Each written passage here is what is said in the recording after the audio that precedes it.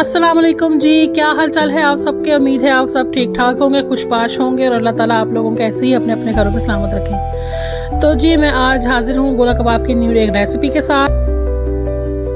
तो चलिए जी अपनी रेसिपी शुरू करते हैं। यहाँ पर मैंने ले लिया था 800 ग्राम कीमा और इसके अंदर मैं डाल दूँगी 2 चम्मच भरकर लहसुन के और 2 चम्मच भरकर अदरक के अच्छे से पीस कर, और उसका मैंने डाल दिया इसमें 2 टेबलस्पून भरकर हरी मिर्चें। अब यहाँ पर मैं डालूंगी तकरीबन 4 टेबलस्पून के करीब हरा धनिया और 2 अदद प्याज। इसको मैंने अच्छे से पहले चॉप किया बारीक बारीक, और उसके बाद मैंने उसको अच्छे से उसका पानी निचोड़ कर निकाल दिया, मतलब पानी बिल्कुल नहीं होना चाहिए।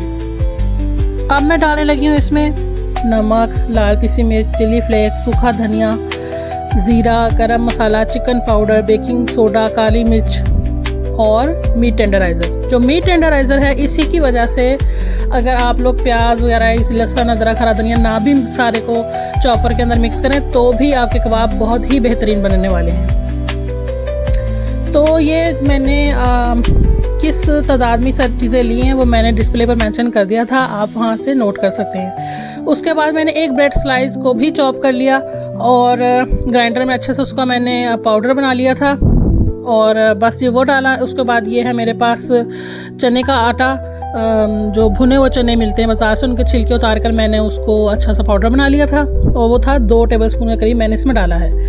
कीमे के अंदर मेरे जो है वो फ़ैट नहीं था तो मैंने इसलिए 2 चम्मच के करीब या 1.5 चम्मच के करीब इसमें घी डाला है।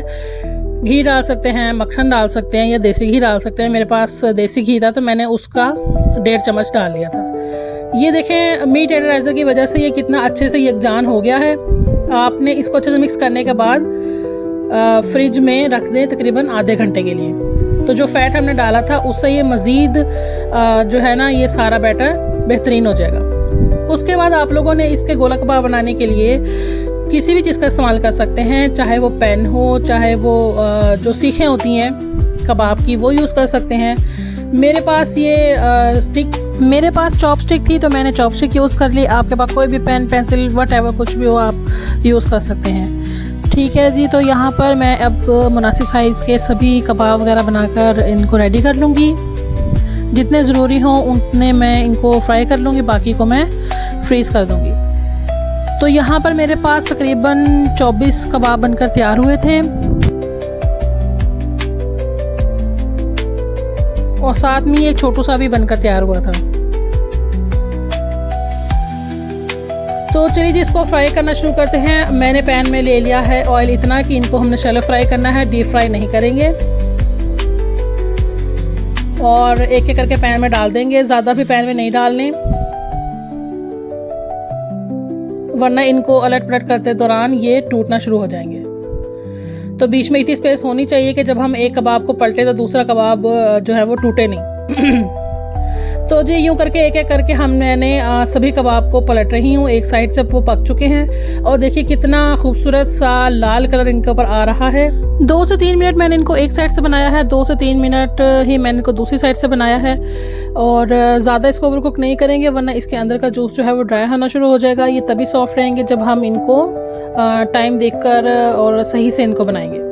तो कबाब मेरे सारे बन चुके थे, उनको मैंने निकाला और उसी पैन में वही ऑयल थोड़ा सा मैंने वापस से डालकर उसमें कुछ वेजिटेबल्स मैंने डाली यहाँ पर, जिसमें शामिल है शिमला मिर्च और 1 प्याज, 1 टमाटर और 1 आध मैंने वो डाल दी थी हरी मिर्च बीच में से काट कर। और वेजिटेबल्स की थोड़ी सीजनिंग कर लेंगे। उसके लिए सबसे पहले मैं इसमें डालूँगी पार्सले, बहुत ही अच्छी खुशबू के लिए। उसके बाद मैं इसमें डालूँगी और उसके साथ ही मैं यहाँ पर थोड़ा स्प्रिंकल करूँगी बेसल लीफ, बहुत ही बेहतरीन फ्लेवर के लिए। और इसको अच्छे से हम अब सौटे कर लेंगे, बिल्कुल भी सॉफ्ट हम इसको नहीं करेंगे ताकि ना ही इसका कलर ख़राब हो और ना ही इसका क्रंच। यहाँ पे मैं सीजनिंग में मज़ीद शामिल करने लगी हूँ नमक 1 चुटकी के करीब, और 1 चुटकी ही मैं इसमें डालने लगी हूँ चिली फ्लेक्स। बस कुछ देर के लिए ही मैं इसको सौते करूँगी और इसके बाद मैं इसको डिश आउट कर लूँगी।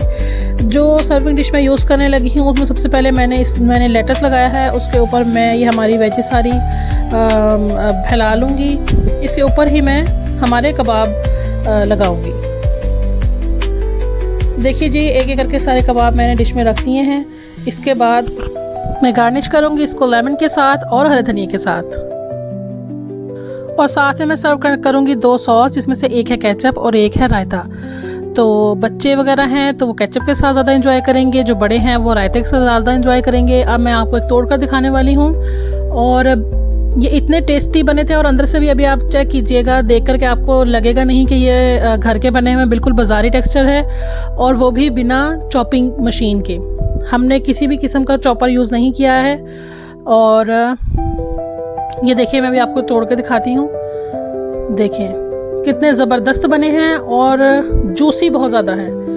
بالکل بھی آپ انہیں کھائیں گے تو آپ کو بالکل ڈرائی ڈرائی سا محسوس نہیں ہوگا۔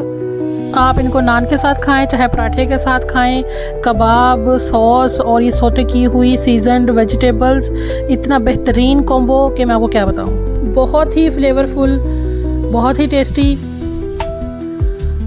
تو جو باقی کے بچے تھے میرے پاس، میں نے ان کو ایئر ٹائٹ بیگ میں ایک ڈال کر ان کو فریز کر دیا تھا، وہ بعد میں بھی آپ ان کو یوز کر سکتے ہیں جب مرضی، چاہے کوئی مہمان گھر میں آیا ہو یا چاہے پھر کبھی آپ نے بنا کر کھانا ہو۔ تو یہ دیکھیے، چلیے جی میری ویڈیو یہیں تک تھی۔ یہ میری ریسپی اگر آپ کو پسند آئی ہو تو پلیز لائک کر کے جائیے گا، اور اگر آپ ٹرائی کریں تو کمنٹ میں ضرور بتائیے گا۔ تو ملتی ہوں کسی اور ویڈیو میں، تب تک کے لیے اللہ کے حوالے۔